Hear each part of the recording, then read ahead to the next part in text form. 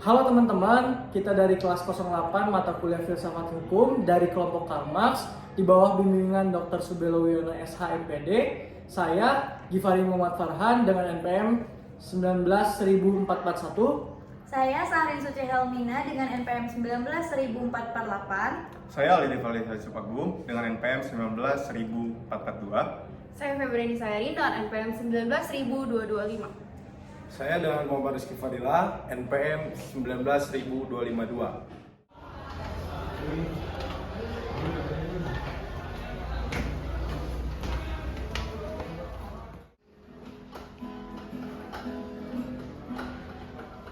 Hei, udah selesai kelasnya?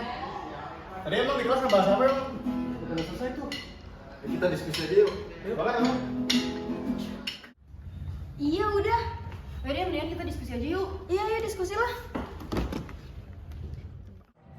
Oh iya, tadi filsafat hukum ngebahas tentang apa tadi? Iya, tadi ngebahas apa aja. Kita nggak masuk kelas nih. Coba kalau misalnya ini bisa kalian jelasin nggak ke kita? Yang kalian dapat tadi. Tadi sih Bapak ngebahas tentang analisis hubungan filsafat ilmu dengan filsafat hukum dalam meninjau keadilan. Ini catatan kita berdua, baca aja. Coba aku boleh catat nggak?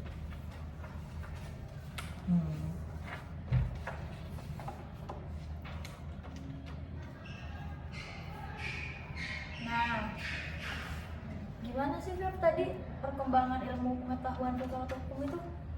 Oh, tadi gue nyatet sebentar. Jadi perkembangan ilmu pengetahuan pada abad ke-21 saat ini sangat pesat. Dan seiring kemajuan peradaban umat manusia, maka ilmu pengetahuan juga berkembang sangat dinamis. Kesejahteraan umat manusia juga sangat ditentukan oleh kemajuan ilmu pengetahuan. Tidak dapat dipungkiri dalam mewujudkan masyarakat yang aman, tertib, damai, dan sejahtera. Dalam konsep mewujudkan masyarakat yang aman, negara kesejahteraan atau welfare state sangat ditentukan oleh perkembangan dan kemajuan ilmu pengetahuan. Manusia sebagai makhluk rasional memiliki suatu dorongan batin yang terus-menerus dan mendalam. Dorongan batin ini menurut ilmuwan Buzzati Traverso ialah keingintahuan atau curiosity yang tak dapat ditindas untuk menemukan alam semesta dan dirinya sendiri serta meningkatkan kesadarannya tentang dunia yang di dalamnya manusia hidup dan bertindak. Namun demikian, perkembangan ilmu pengetahuan harus disertai dengan pengembangan landasan yang baik supaya ilmu pengetahuan dapat berkembang ke arah yang baik. Ilmu pengetahuan harus dikembangkan berdasarkan nilai-nilai moral dan etika sehingga ilmu pengetahuan benar-benar bermanfaat bagi peradaban umat manusia. Itu sih yang gue catat tadi.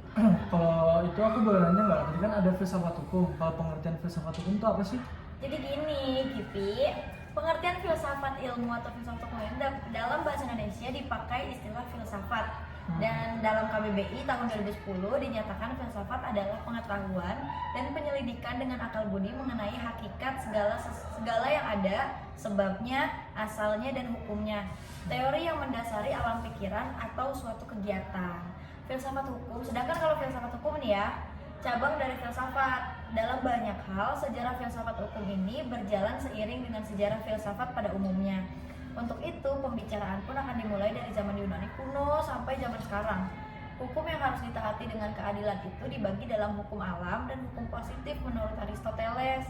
Dengan demikian, untuk pertama kalinya muncul suatu pengertian hukum alam yang berbeda dari hukum positif. Dalam filsafat sebelumnya, Aristoteles hukum alam merupakan aturan semesta alam dan sekaligus aturan hidup bersama melalui undang-undang gitu. Oh gitu ya. Terus kalian tahu nggak sih kalau misalnya hubungan antara filsafat ilmu dan filsafat hukum itu gimana? Jadi, hubungan antara filsafat ilmu dengan filsafat hukum, pada dasarnya filsafat hukum merupakan bagian tertinggi dalam ilmu hukum setelah dogmatika hukum dan teori hukum. Kajian filsafat hukum ditujukan kepada filsafat itu sendiri yang merupakan hukum sebagai objek kajian filsafat. Artinya bahwa hukum tidak terbatas pada peraturan perundang-undangan atau positif hukum saja, tetapi hukum dalam artian luas akan dikaji secara mendalam. Dalam filsafat hukum akan diabstraksi hingga menjadi asas-asas, norma, dan nilai. Manfaat mempelajari filsafat hukum juga dapat dilihat dari karakteristik ilmu filsafat itu sendiri, yakni ditinjau dari sifat holistik, mendasar, spekulatif, dan reflektif kritis. Objek filsafat itu adalah berbagai hal yang ada di dunia nyata ini. Ada lagi nggak yang mau ditanyain? Ada sih. Kayak misalkan keadilan menurut kajian filsafat hukum tuh gimana gitu. Nah, kalau keadilan menurut kajian filsafat, kalau yang setahu saya nanti coba tambahin ya. Barangkali teman-teman juga suka pernah baca kan? Nah, pernah. Iya. Nah, kalau keadilan menurut kajian filsafat hukum udah dibahas pada zaman purbakala oleh para filsuf dulu. Salah satu filsuf yaitu Socrates mengemukakan pendapatnya bahwa untuk mengukur hal baik atau buruk dan yang berhak atau tidak berhak sebaiknya tidak diserahkan kepada mereka yang mempunyai kekuasaan lebih. Coba jangan kita mulu dong, kalian lah. Coba deh baca-baca, ini kan tadi kan gue udah nyatet juga. Kalau yang pernah aku baca sih dari Plato sendiri sebenarnya untuk Plato itu adalah seorang pemikir kan ya, dia itu adalah seorang idealis yang abstrak. Jika Plato itu berpendapat bahwasannya keadilan itu adalah di luar kemampuan manusia biasa gitu. Kalau menurut aku yang baca gitu ya. Nah, sumber ketidakadilan adalah adanya perubahan yang besar dalam masyarakat gitu. Kalau menurut Plato yang aku baca sih. Kalau dari Mandi gimana? Kalau dari saya sih ada nih keadilan menurut Aristoteles. Nah, menurut Aristoteles ini, doktrin-doktrin Aristoteles tidak hanya meletakkan dasar-dasar bagi teori hukum, akan tetapi juga kepada filsafat barat pada umumnya. Nah, jadi kontribusi Aristoteles bagi filsafat hukum adalah formulasinya terhadap masalah keadilan, yang mana membedakan antara keadilan dengan keadilan distributif dengan keadilan korektif atau remedial, yang merupakan dasar bagi semua pembahasan teoritis terhadap pokok persoalan. Jadi keadilan distributif mengacu kepada pembagian barang dan jasa kepada setiap orang sesuai dengan kedudukannya dalam masyarakat dan perlakuan yang sama terhadap kesederajatan di hadapan hukum. Jadi begitu sih kalau menurut Aristoteles. Itu Aristoteles ya? Iya, itu Aristoteles. Tapi Menurut kamu? kalau menurut aku tuh ada tuh yang disebutin oleh John Rawls, bahwa John Rawls ini menyatakan bahwa keadilan pada dasarnya merupakan prinsip dari kebijakan rasional yang diaplikasikan bentuk konsepsi jumlah dari kesejahteraan seluruh kelompok dalam masyarakat. Untuk mencapai keadilan tersebut, maka rasional jika seseorang memaksakan pemenuhan keinginan sesuai dengan prinsip kegunaan, karena dilakukan untuk memperbesar keuntungan bersih dari kepuasan yang diperoleh oleh anggota masyarakatnya.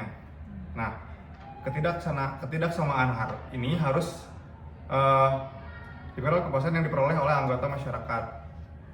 Lalu sehingga paling menguntungkan bagi golongan masyarakat paling lemah. Hal ini terjadi kalau ada dua syarat yang dipenuhi. Yang pertama yaitu situasi ketidaksamaan menjamin maksimum minorium bagi orang yang paling lemah.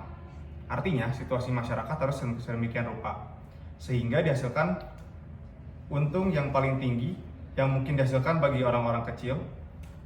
Lalu yang kedua, ada ketidaksamaan diikat pada jabatan-jabatan yang terbuka bagi semua orang.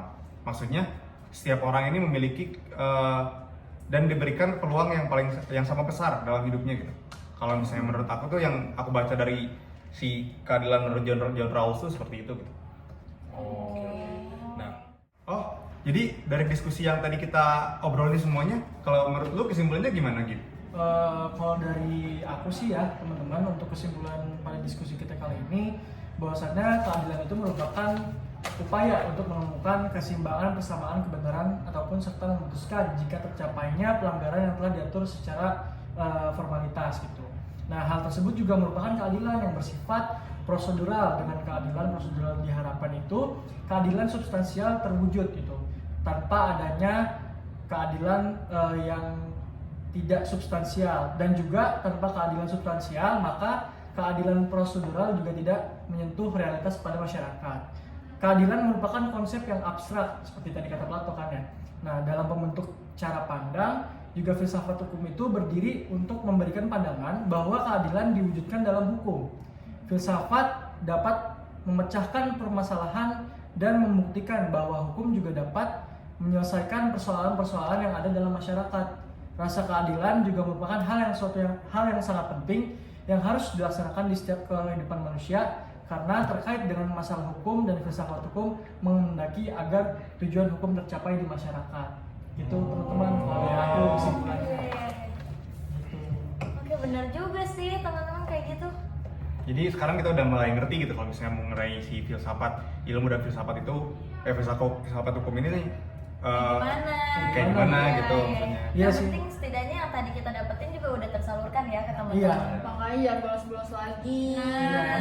Kalau materinya sesuruh ini sih minggu depan aku wajib masuk deh. Iya Ya dong. lah. Ya lah, kita masuk lah. Wajib. Oh iya betul seterusnya.